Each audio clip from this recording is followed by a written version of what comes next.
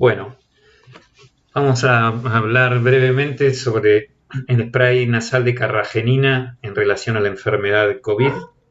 Sabemos que el COVID ingresa a las células a partir de los receptores AC2 fundamentalmente, y también de otras moléculas como heparansulfatos y glicanos,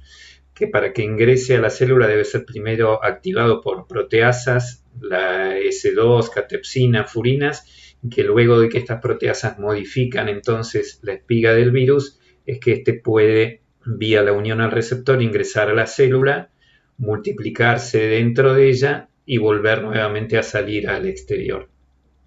Sabemos que todo el proceso de multiplicación y replicación viral dentro de la célula demora alrededor de 7-8 horas desde que ingresa a la célula hasta que son liberadas nuevas partículas infectantes, sea por exocitosis o por lisis de la misma célula. Sabemos también que el virus en las etapas iniciales se replica en el epitelio de la cavidad nasal y la nasofaringe, y esto tiene que ver también con la mayor densidad de receptores AC2 dentro de estos tejidos. Si bien los receptores AC2 se disponen a lo largo de todo el tejido respiratorio, la densidad de receptores es claramente mayor en las vías aéreas superiores y sobre todo en cavidad nasal y nasofaringe. En relación a esto, entonces, vemos que esta gran carga viral que existe en la vía aérea superior está también relacionada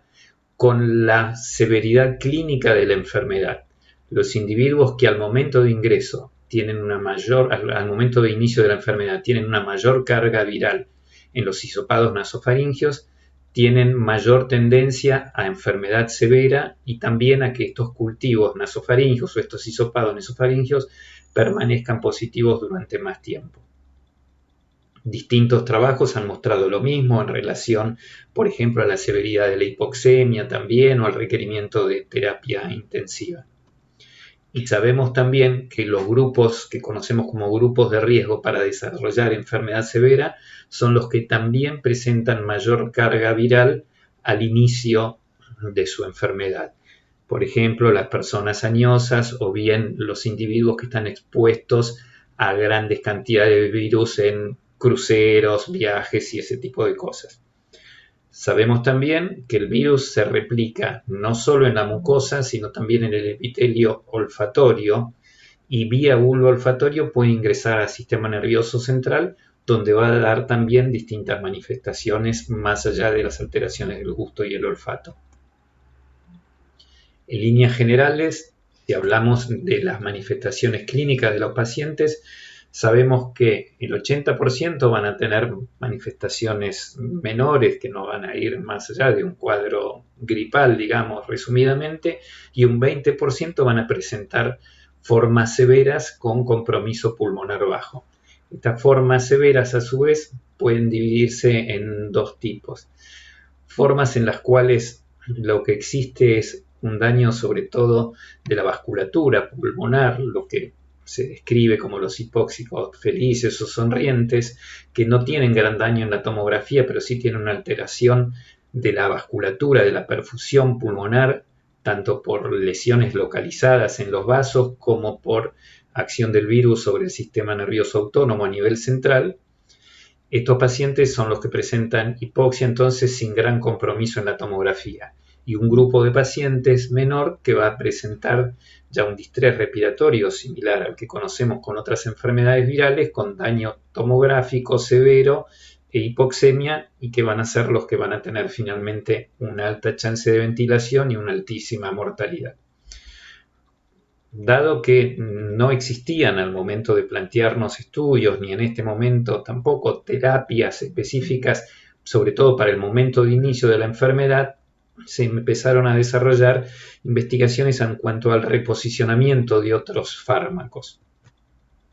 Nosotros habíamos tenido ya experiencia estudiando en relación a la otra pandemia de H1N1 de la existencia de un fármaco, la carragenina, que tenía o tiene acción sobre la infección por H1N1 en cultivos de epitelio respiratorio humano. Lo que habíamos visto en ese caso es que esta sustancia inhibía la infección y al mismo tiempo inhibía la respuesta inflamatoria del tejido. Hay distintos ensayos clínicos que han mostrado que sprays nasales con esta sustancia, la carragenina, mejoran los síntomas y disminuyen la carga viral nasofaringea en adultos y niños con resfrío común, causados por otros virus, no por SARS-CoV-2. Estos estudios se han realizado en distintas poblaciones ya desde hace una decena de años y todos coinciden en que tratando tempranamente a los individuos hay una mejoría clínica y una disminución de la carga viral. Los virus estudiados han sido virus influenza, rinovirus y también el coronavirus común, el coronavirus habitual. Es interesante, o nos interesó en ese momento, ver que en particular los pacientes que estaban infectados por coronavirus de resfrío común, eran los que mostraban mejor respuesta al tratamiento con el spray nasal de carragenina, comparándolo contra el placebo. Nos planteamos entonces al inicio de nuestras investigaciones, esto fue por marzo del año 2020, que un spray nasal con carragenina podría eliminar o reducir la carga viral y el tiempo de permanencia del virus en la cavidad nasal y nasofaringe, y mediante esto, por un lado en pacientes, disminuir la progresión de la enfermedad en sus etapas tempranas, y por otro lado, en contactos estrechos, convivientes de enfermos o personal que trabajaba en contacto con enfermos, prevenir el contagio o el desarrollo y severidad de la enfermedad. Hicimos estudios in vitro inicialmente asociados a un laboratorio de Estados Unidos, un laboratorio de la Universidad de Tennessee y del Ejército de los Estados Unidos, un laboratorio que está dedicado al estudio justamente de pandemias y bioterrorismo. Lo que hicimos fue estimar la cantidad de spray de carragenina que queda sobre la mucosa nasal cuando uno se aplica de acuerdo a las dosificaciones que ya están habilitadas por las autoridades sanitarias de Argentina y de otros países. Y lo que vimos es que entonces estas concentraciones y concentraciones hasta 100 veces menores eran suficientes para inhibir la replicación del virus en cultivos de células Vero6, que son células que se usan para cultivos de diferentes virus y en los cuales se ha desarrollado el cultivo de SARS-CoV-2. Luego, otros distintos laboratorios han mostrado también que otras sustancias tienen,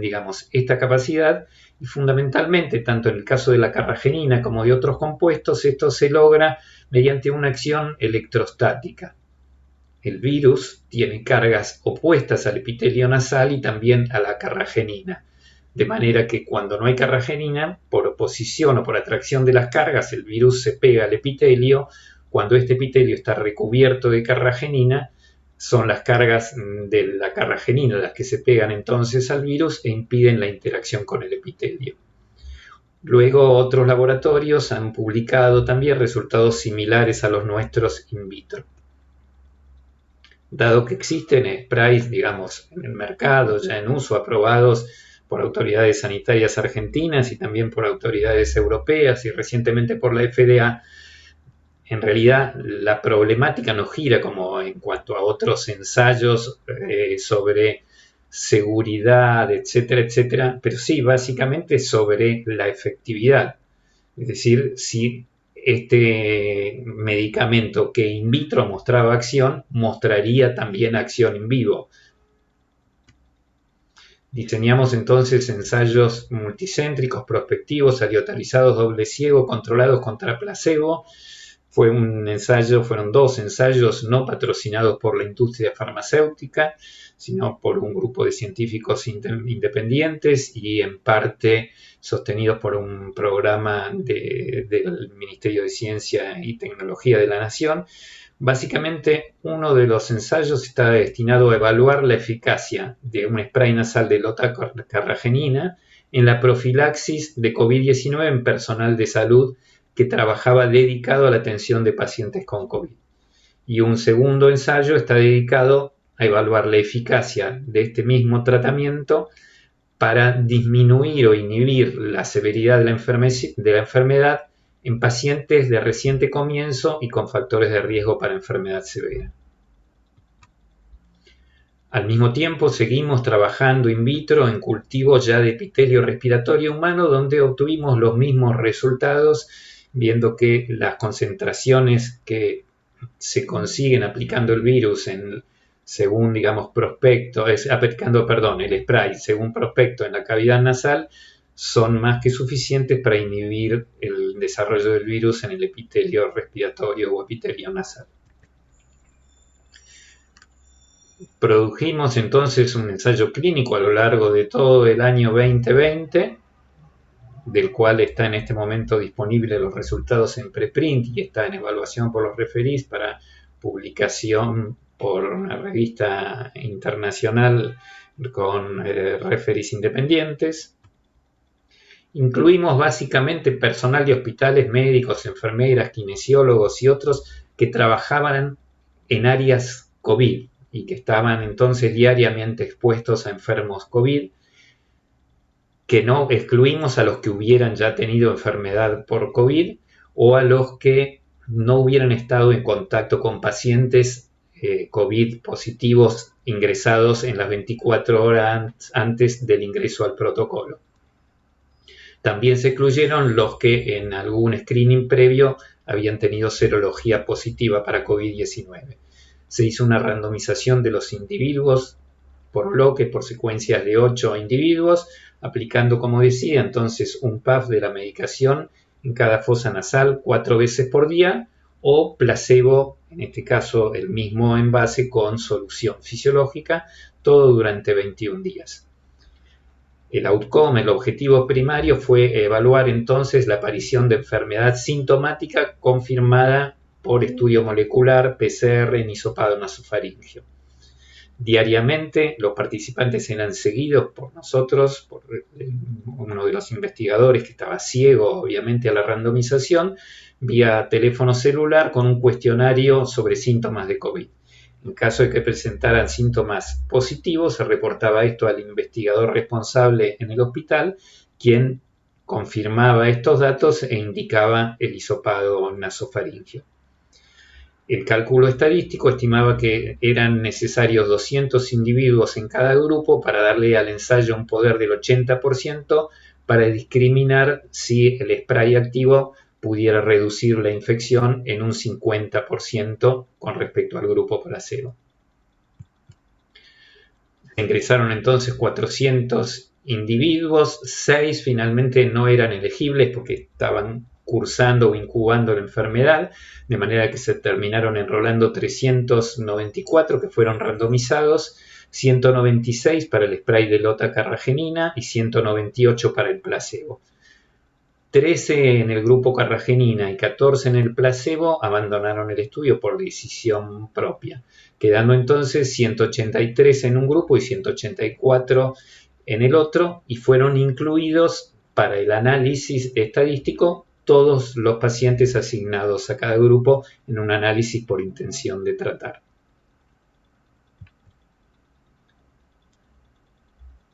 Bien.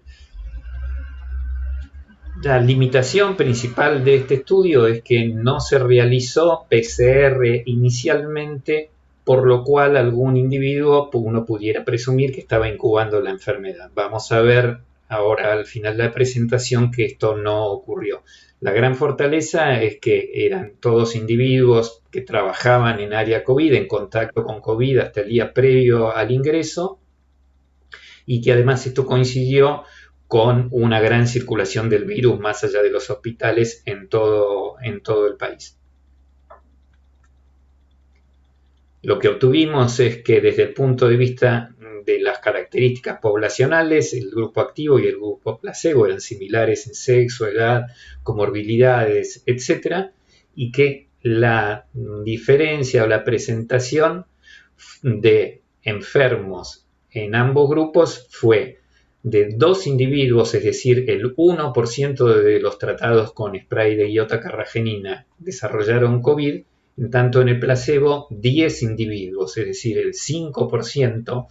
desarrollaron COVID. La diferencia entre los grupos es altamente significativa. Esto también expresado de otra manera puede referirse como una reducción relativa del riesgo de un 80% en los pacientes tratados con el activo versus los pacientes tratados con el placebo. Y si ven en el gráfico de abajo, esto es un ensayo de supervivencia, lo que pueden ver también es que los 2 enfermos que desarrollaron una enfermedad utilizando el activo, lo hicieron en los primeros 2 días del ensayo, de manera que son los únicos que uno pudiera asumir que estaban incubando la enfermedad antes de comenzar a recibir el tratamiento. Si uno los quitara, lo cual no hacemos por el tipo de ensayo estadístico que realizamos, uno en realidad encontraría todavía mayor eficiencia o mayor diferencia entre los grupos si considera solo los pacientes que no tenían chance de estar incubando previamente. Por lo tanto, concluimos en el estudio que el spray de iota-carragenina mostró una eficacia significativa en la prevención de la enfermedad COVID-19 en personal hospitalario dedicado al cuidado de pacientes con esta enfermedad. Obviamente, este es un primer estudio piloto, es necesario o deseable replicar esto en grupos mayores en distintas poblaciones, y también estamos en este momento avanzando con los estudios en pacientes para evaluar si podemos mitigar o disminuir la severidad de los pacientes en riesgo utilizando el spray en forma temprana. Gracias por su atención.